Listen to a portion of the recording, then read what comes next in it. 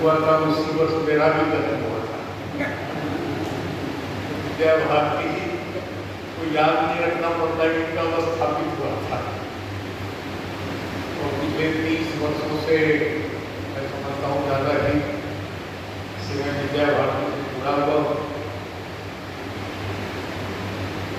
आज मैं केवल 24 घंटे के लिए भागलपुर आया था और बीच में मानव जी ने फोन कर दिया। मैंने कहा कि मैं एक ही दिन के लिए आया हूँ, मुझे बहुत सारे काम हैं, मुझे डॉक्टर के यहाँ जाना है, शाम को उठना है, फंक्शन में कल सुबह निकलना है। तो कहा आप मेरे लिए आए, हमारे लिए आए,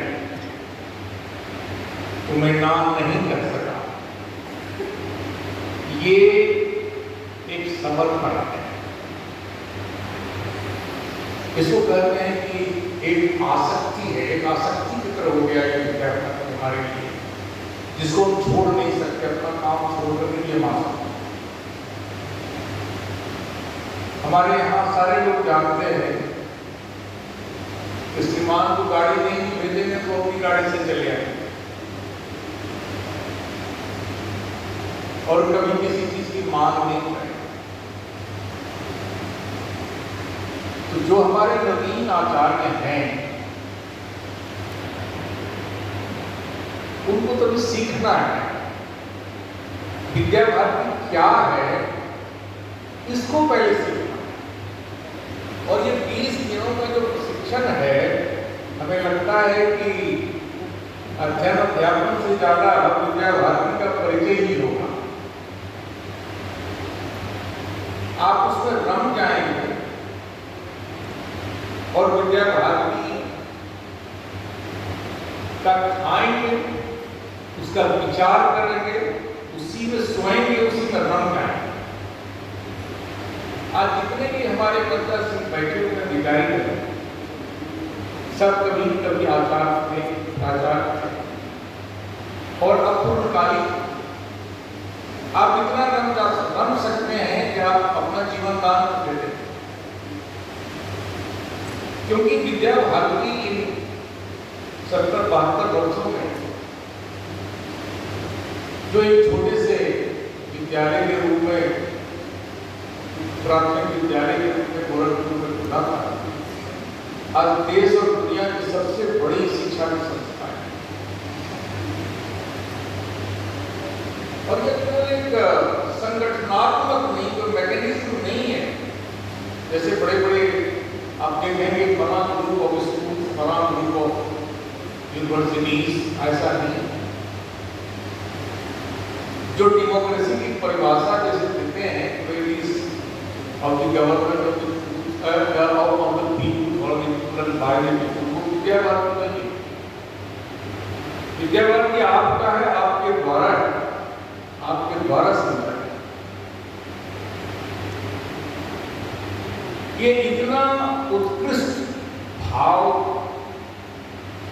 राष्ट्र का भाव, देशभक्ति का भाव, समस्त विश्व के कल्याण का भाव, ये केवल जो है सो हमारे ही सभ्यता संस्कृति का हजारों सालों से आ रहा है,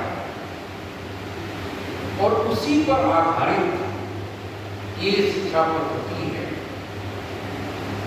जिसका सबसे पहले आपने संकल्पना सुनी, जो ध्येय सुना, विद्या भारती का क्या ध्येय, और ये सारी रचनाएं जो हो रही हैं, जो सारे क्रियाकलाप हो रहे हैं, जो पढ़ने पढ़ाने का तरीका है, जो प्रशिक्षण का हो रहा है, ये सब कुछ उस महान उद्देश्य की प्राप्ति के लिए हो रहा है।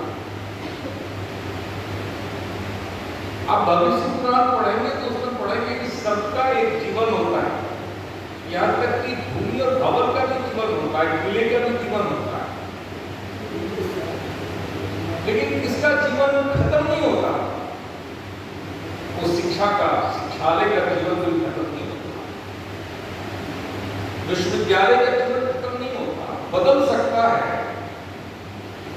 आप दुनिया में देखेंगे कि कितने धार्मिक संस्थाएं आई और चली गई, 5 साल 10 साल 15 साल में बहुत ऊंचाई पर गए और चले, बड़े बड़े राजनीतिक दल आए और चले गए,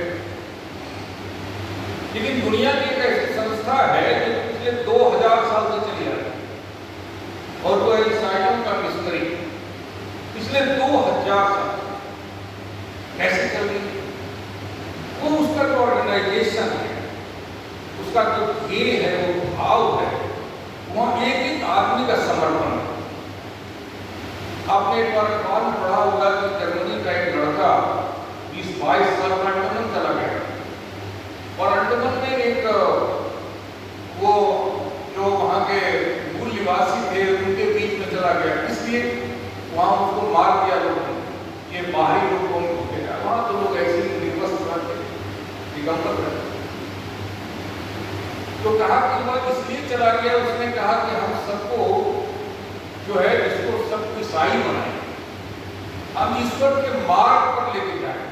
लगता है कि हम लोग ईश्वर के मार्ग पर, ये उसकी समझ। और ये जो व्यापक समझ है वो केवल भारतीयों को, हम पढ़ते इसलिए नहीं है, विद्या इसलिए ग्रहण नहीं करते हैं, पांडित इसलिए धारण नहीं करते हैं रावण हो जाए। हम पांडित इसलिए धारण करते हैं शस्त्र के साथ हमारे शास्त्र हो। क्या कहेंगे, पहले शास्त्र होगा तब शस्त्र। और भगवान राम का एक चित्र है, एक एम्ब्लेम होता था पहले बिहार शिक्षा बोर्ड में, बिहार सेकेंडरी शिक्षा बोर्ड जो है उसमें भगवान राम का एक चित्र होता था, उसमें आकर होता है नहीं पता नहीं, उसमें लिखा रहता था कृतः सकल शास्त्र पुरस्कृतः स्वशरम, ऊपर सारे शास्त्र और पीठ में सर्ग के साथ पूरा पाद। एक ऐसा आदमी